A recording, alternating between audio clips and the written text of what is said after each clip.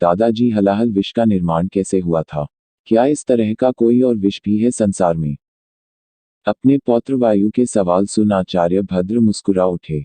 वायु के इस सवाल का जवाब देने से पहले उन्होंने अपने आसन पर ही बैठे बैठे झोपड़ी के बाहर देखा। शीत ऋतु अपने चरम पर थी। पहाड़ों से हरितमा लगभग गायब हो चुकी थी। वृक्ष, भूमि, पर्वत, जहां देखो वहां बस बर्फ की सफेद चादर फैली हुई थी। झोपड़ी के नजदीक कुछ ही दूरी पर भेड़ियों के झुंड से आती किलोल ध्वनि इन पहाड़ों को जीवंत बनाती प्रतीत होती थी। पहाड़ से नीचे तराई में करैत कबीले के लोग पीढ़ियों से अपनी गुजर बसर करते चले आ रहे थे। वायु का बचपन करैत कबीले के लोगों के साथ ही बीता था। हर युद्ध कला में निपुण होने के साथ साथ राजनीति में भी वायु का कोई प्रतिद्वंदी करैत कबीले में नहीं था। दादाजी, दादाजी, वायु की पुकार सुन आचार्य भद्र अपने विचारों से बाहर निकले और एक ठंडी सांस लेते हुए बोले। सैकड़ों वर्षों पहले जब देव और दैत्यों ने मिलकर समुद्र मंथन किया, तब अमृत के साथ साथ संसार हलाहल से भी परिचित हुआ। इस विष का निर्माण कैसे हुआ, ये समझने से पहले तुम्हें ये समझना होगा कि हलाहल आखिर है क्या। हलाहल को बुराई का प्रतीक भी माना जाता है। जिस तरह दूध या दही को मथने पर माखन या घी के साथ साथ कुछ अशुद्धियां भी आती है, उसी तरह समुद्र मंथन के समय हलाहल नामक अशुद्धि भी प्रकट हुई। मेरे विचार से तुम अब समझ गए होगे कि हलाहल कैसे बना। कुछ क्षण विचार करने के पश्चात वायु फिर से सवाल कर उठा। माना कि हलाहल बुराई का प्रतीक है, लेकिन अगर कोई दोबारा समुद्र मंथन जैसा अनुष्ठान करता है तो उस वक्त अगर हलाहल जैसी अशुद्धि समुद्र से बाहर निकली तो उसे ग्रहण करने का साहस किसमें होगा। वायु के प्रश्न से आचार्य भद्र के चेहरे पर चिंता की लकीरें उभर आई, लेकिन कुछ सोचते हुए उन्होंने कहा, समुद्र मंथन कोई आसान कार्य नहीं है पुत्र। पहले भी जब ये हुआ तो न अकेले देवता ये कर सकते थे और न ही दैत्य, और जो आज का युग है वहां मनुष्यों में इतना सामर्थ्य नहीं कि ऐसा कोई अनुष्ठान किया जा सके। इसलिए तुम व्यर्थ की चिंता मत करो। तुम अब वयस्क हो चुके हो। तुम्हें मैंने अपना हर एक ज्ञान दिया, चाहे शास्त्र नीति हो, शस्त्र नीति हो, या फिर राजनीति या अर्थनीति। अब वक्त हो चुका है कि तुम अपनी जिम्मेदारियों का निर्वहन करो, ना कि आवारा पशु की तरह अपना समय इधर उधर भटकने में गंवा दो। खुद की दशा देखो। नहाए हुए कितने वर्ष हो गए तुम्हें, और ये जो बाएं हाथ की उंगलियों पर तुम शीत डंक लगाए घूम रहे हो, इसका इलाज क्यों नहीं करवाते हो। अपने दादाजी को इस तरह कुपित होता देख वायु ने अपना सिर झुका लिया और शीत डंक से नीली हो चुकी अपनी दोनों उंगलियों को मसलते हुए बोला, आज मेरा जन्मदिन है और आज के दिन भी आप मुझे डांट रहे हो। ये तो नहीं कि पोते को जन्मदिन का कोई उपहार मिले, उल्टा डांट और पड़ गई। अपने पोते की मासूमियत देख।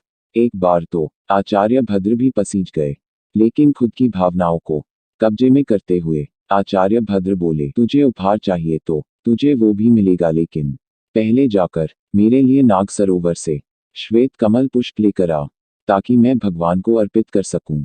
अपने दादा की बात सुन वायु चहक उठा और उनके चरण स्पर्श करते हुए बोला, पहली बार आपने कोई आसान काम बताया है। मैं यूं गया और यूं वापस आया।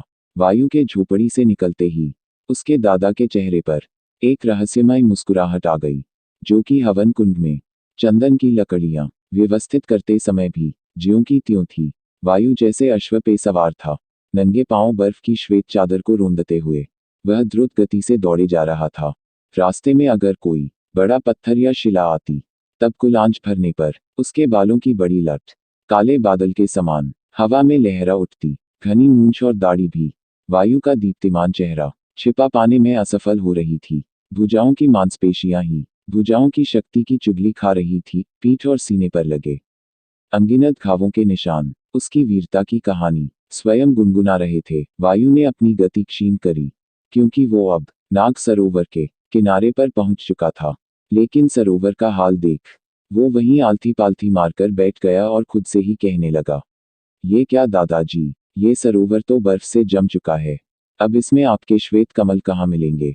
मुझे तो लगा था ये कार्य काफी आसान होगा, लेकिन आप मुझे कोई आसान कार्य दे, ऐसा कभी हो ही नहीं सकता। कमल की सुगंध तो आ रही है, लेकिन इतने बड़े सरोवर में वह किस जगह खिले होंगे।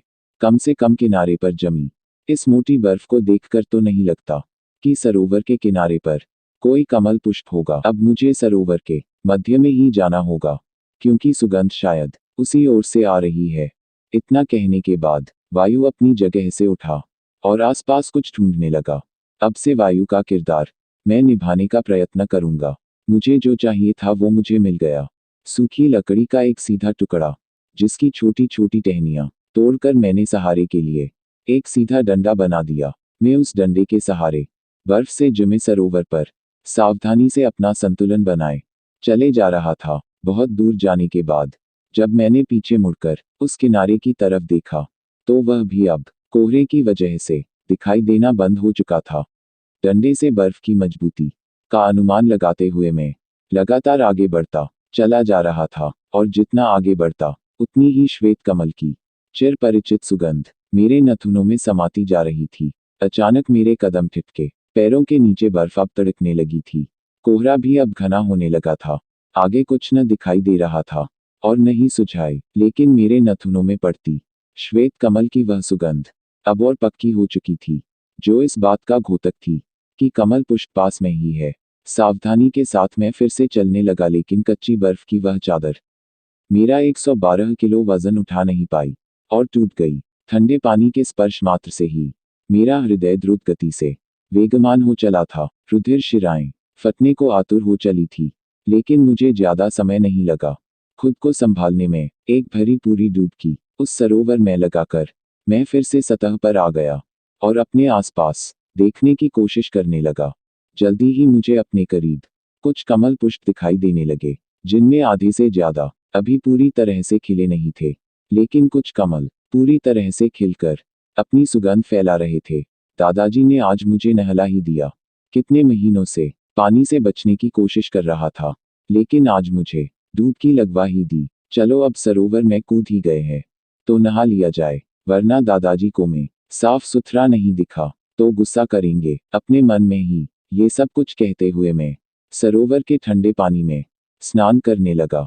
बचपन से ही ऐसे माहौल में रहने के कारण ठंड का मुझ पर इतना ज्यादा असर नहीं होता। बस एक मेरे बाएं हाथ की उंगलियों पर शीत डंक जरूर लगा है, जिसकी कहानी मैं फिर कभी जरूर सुनाऊंगा। अभी मैं अच्छे से स्नान कर ही रहा था कि पानी के भीतर हुई एक अनजान सरसराहट से पूरे जिस्म में सिहरन दौड़ गई। मैंने भी ज्यादा देर न करते हुए अपने पास ही खिले एक कमल पुष्प को उसके तने से अलग किया और बर्फ के टूटे हुए उस किनारे की तरफ तैरने लगा। अभी मैं वापस बर्फ की सतह पर चढ़ा ही था कि टूटी हुई सतह पर पानी भयंकर रूप से हिलोरे मारने लगा। समीप पड़े लकड़ी के उस डंडे को उठाकर दोनों हाथों से कसकर पकड़ लिया। तभी वह हुआ जो मैंने बस दादाजी से सुना भर था। हलाहल कहानी का ये पहला अपडेट आपको कैसा लगा, कमेंट्स में जरूर बताएं। इस कहानी के अध्याय धारावाहिक के रूप में आपके सामने आते रहेंगे, इसलिए चैनल को सब्सक्राइब करना ना भूले। जय हिंद।